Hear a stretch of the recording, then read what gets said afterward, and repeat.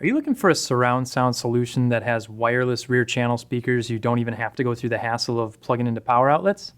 Well, we've got something here that you're definitely going to be interested in checking out.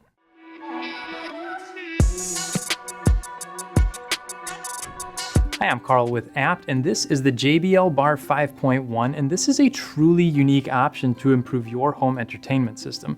By now, most of us know that wireless rear speakers aren't really wireless. They still need to be either connected to an amp, which is then plugged into a power source, or each rear speaker needs to be plugged into an outlet. But not this one. JBL's designed a system that allows you to get full 5.1 channel surround sound, and the only things that get plugged in are the soundbar itself and the subwoofer. The rear channels run off of battery power, so there's no wires to run. The way it works is they attach to the ends of the soundbar to charge up. Then, when you want to use them as surround speakers, you can just take them off and place them back where your rear channels would normally go. They can be mounted on the wall or placed on a shelf or side table. And the charge can last up to about 10 hours, so you can watch the entire Lord of the Rings trilogy, just not the extended versions. Pricing on this one is generally in the $700 range, but it does fluctuate, so make sure you click the link in our description to see our most current pricing.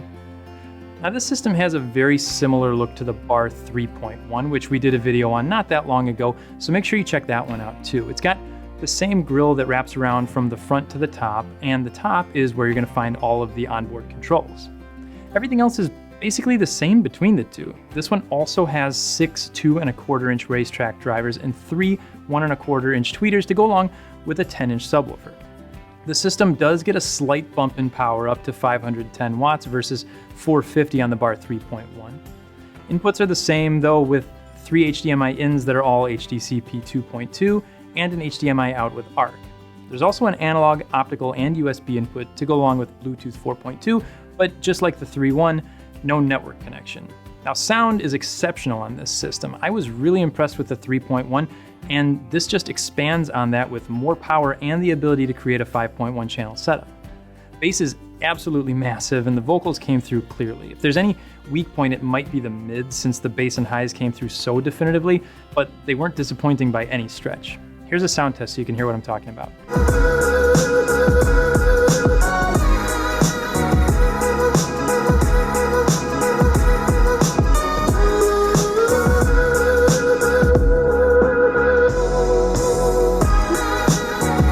Price point might seem like a lot, but you get your money's worth. This system with another name on it would set you back $800 or $900 easily. So for anyone looking for what I think currently is the easiest way to get surround sound, this is the setup to go with. It's got dynamic sound, truly wireless rear channels, and a decent design. What do you think? Is having those wireless rear channels worth spending the extra money over the Bar 3.1? Make sure you let us know in the comments.